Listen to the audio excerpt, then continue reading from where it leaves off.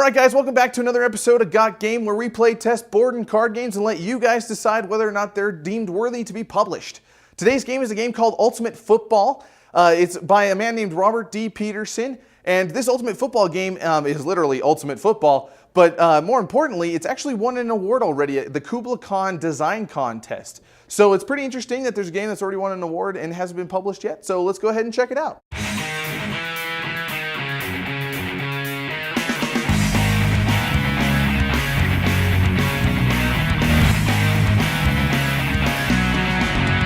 Okay, so this is the game Ultimate Football. The board itself is to look like one giant football field, which is nice. It's very thematic.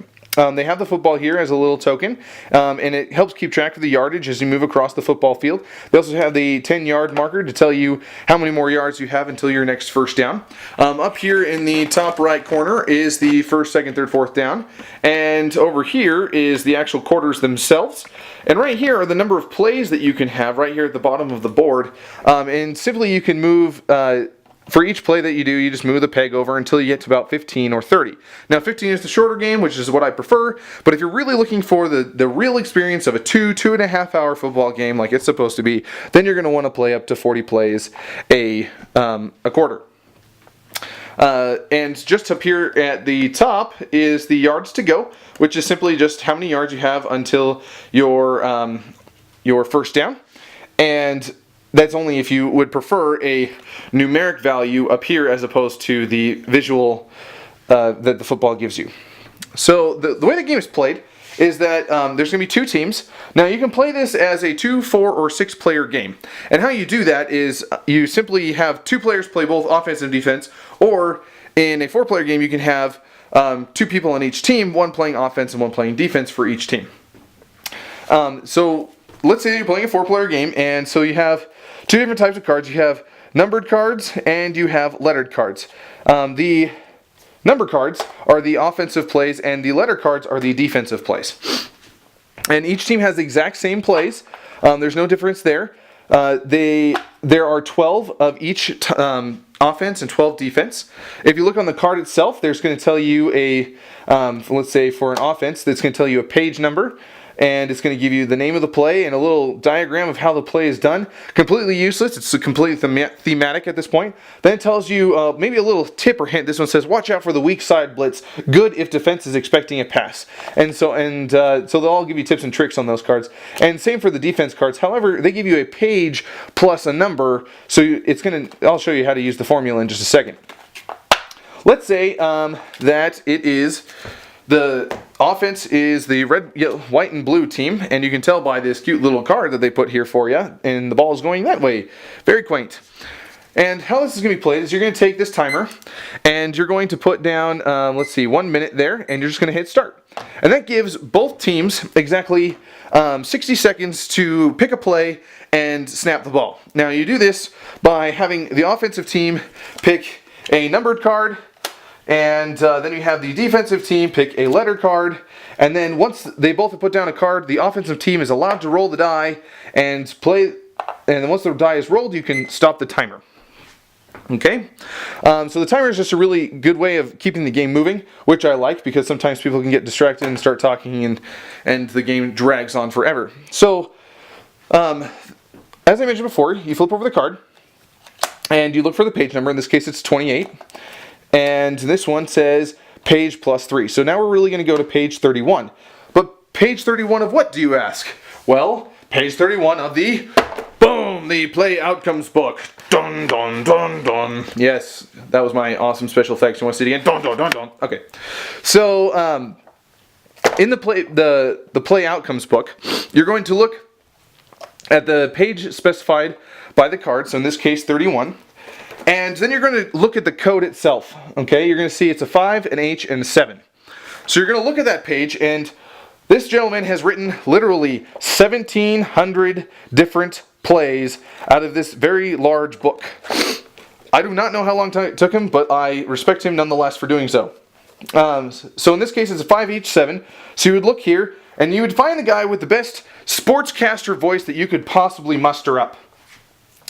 And then he says something as such: The quarterback takes the snap and hands off the fullback, and the fullback has no time to react. He's hit and dropped for a 3-yard loss by the middle linebacker. Penalty number 1. Refer to pages 105 to 108. So, just in case you're not sure what to do with a penalty, you can go ahead and look at this awesome situations tool for special situations such as penalties. So you're going to look down here, it's a penalty type 1, and then you go to that page reference, and not just rolling 1 dice this time, but you're going to roll 2.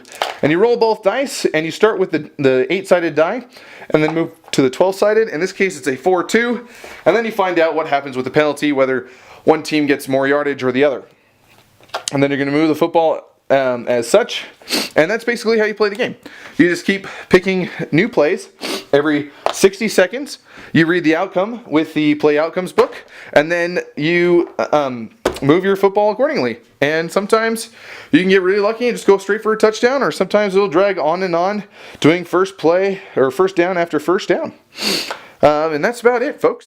So before we get started to talk about this, I really want to talk about a story about this guy. Okay, so this guy, Robert, he's super nice guy, okay? When he originally contacted me and said, hey, could you play the game for us? And I was like, yeah, that'd be great. That's not a problem. And I kind of thought, I'd be pretty good at playing the game from more of a gamer's perspective, because I know absolutely nothing about football. I grew up in a family that just didn't care, so I grew up not caring myself. But you know what? This is definitely when he says Ultimate Football, he means it. Yeah. So anyway, he emails me and says, like, I'm going to send you the game. And then about 2.5 weeks passed by, and I hadn't seen the game, and I hadn't heard anything from him. So I emailed him back and I said, hey, Robert, you still planning to send the game? You're really excited about it. I thought you're going to send it to us. And he's like, yeah. No sweat. I'm going to send it to you really soon. I need you to do a favor for me. I'm like, okay, no problem, right? Yeah. And so I said, what is it? And he says, I need you to pick out 2 color swatches for me for the 2 teams. And like my first thought was,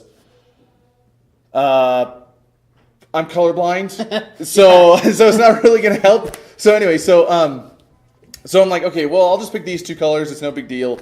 And so I picked this greenish one and this red, white, and blue one. I thought that might have been patriotic or something. I don't know. Like the Patriots. Right. Oh, okay. Sure. Anyway, so I know nothing about football, and I'm totally colorblind, so I'm just picking whatever, right? And the next thing you know, I get this email back, and he's like, I knew it. And I was like, knew what? And he's like, I knew you'd pick Oregon versus Boise State. And I'm like, okay. Who? Like, I'm like, okay, Boise State. Yeah. Anyway, so it's no offense to Robert. He didn't know that I know nothing about football, and nor did he know that I was colorblind. So anyway, kudos to him for being really excited about it. We were too. So anyway, okay. So now after that story, go ahead, Evan. Tell us what your first initial thoughts are about the game. Well, I mean, I'm a football fan. I like football. It seemed, though, very technical. You could see all the plays. It reminded me a lot of like playing Madden. And when I was a kid playing Madden, you just pick whatever. Yeah. So I thought it would be kind of like repetitive and boring, but as you play it, it actually is really fun, especially because if you want to win, which I did. Yeah. Jerk. Anyway, I'll get you next time. Yeah, whatever. Right. Well, okay, so for me too, when I first looked at the game, I opened up all the box and all the components, and there was just so much information everywhere. Yeah. Like you got the placemat for this, you got the placemat for that, and it's got tons of information on the cards as it is. Me knowing nothing about football, I was kind of overwhelmed, and I was already making judgmental calls saying, like, this is definitely not going to be a good game. Yeah, I remember I was calling, I was like, this is going to be too complicated. This will be my first review where I just tear it apart. But you know what? There are some things that I didn't like about it, and we'll get to that in a second, but I am thoroughly surprised. Yeah. And Evan is too. We're thoroughly surprised at how much fun it was, especially for a guy who does like football and for a guy who doesn't. I feel like it transcends both, so you can really play no matter where you come from. Yeah, exactly. So for example, about the game, the magnet strips on there, I totally love. I love the fact that you can just hold on. The pieces won't get lost, and you'll know exactly where things are. So no one can go on a timeout, get up, and go to the bathroom, come back, and then find out that the ball's been inched a couple of yards this way or that way. Yeah. So it's going to stay put. It's not can't pound the table in anger, because I'm pretty sure all those intense football players out there, or football fans anyway, are going to get just as intense in this game as they are watching a game of football. So, so is there anything that you possibly didn't like about the game? The one thing that I thought was a little tedious was there's this huge book that all the different probabilities, you pick your plays, and then you have the randomness of the dice roll, and so you have to open it up and find what the play is and what the results are. And I think that it could be better if you had some kind of app or a DVD that you could just punch in the numbers, and then you could have like John Madden's voice saying what happened, or you could have a digital representation of a football play happening, and it could show you what happens instead and make it a lot more streamlined. Yeah, to make it exactly what you're saying, make it more mainstream and such, with the game that like if you had like even a DVD. Yeah.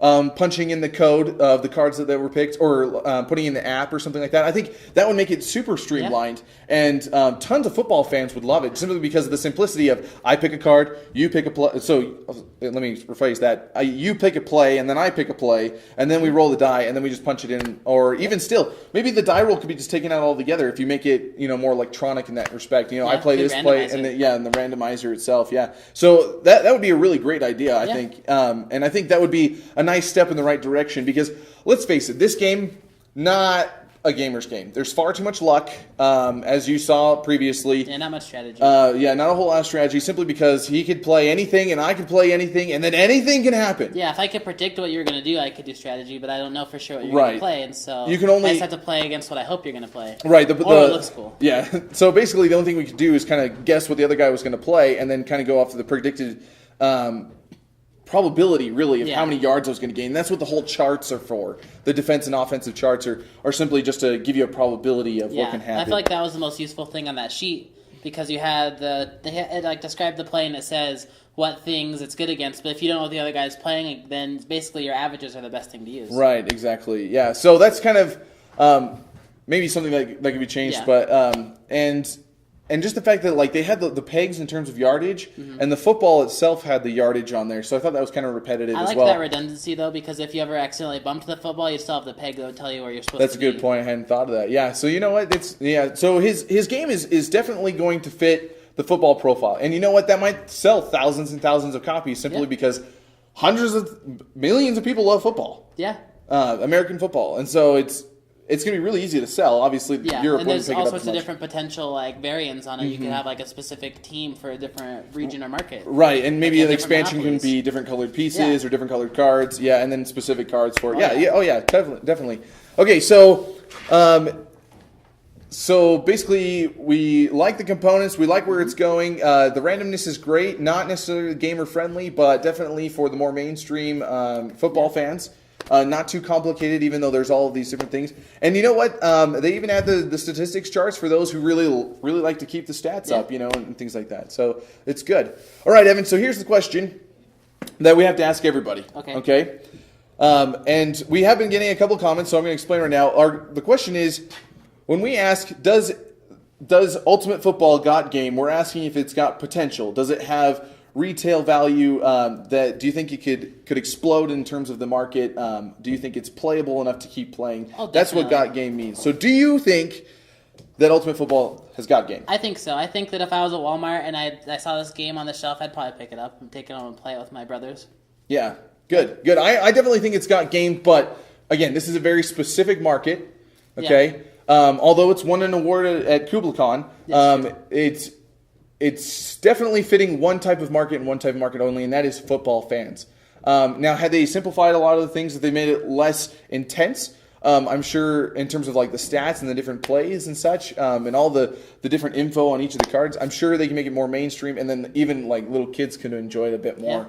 And putting it on a DVD, that would definitely give you kind of something to watch when you play the game. So I like it. It's fun. I like it. Good. Well, guys, that was Ultimate Football for you. Hoped you liked it. If you did, go ahead and like us below, as well as subscribe, because we got plenty of awesome shows coming up. Not only just games, but we got a new one coming out called I Lost the Rules, where we play fun games, normal cliche games like Yahtzee or Uno, and we put a twist on it for you. So go ahead and subscribe, like, and please leave comments if there's anything about this game that you would like to see different, or simply if you just want to give the designer kudos, or if you want to get your hands on a copy to play test it yourself, go ahead and leave any and all comments for us or Robert below. Okay, guys? Well, we'll see you next time on Got Game.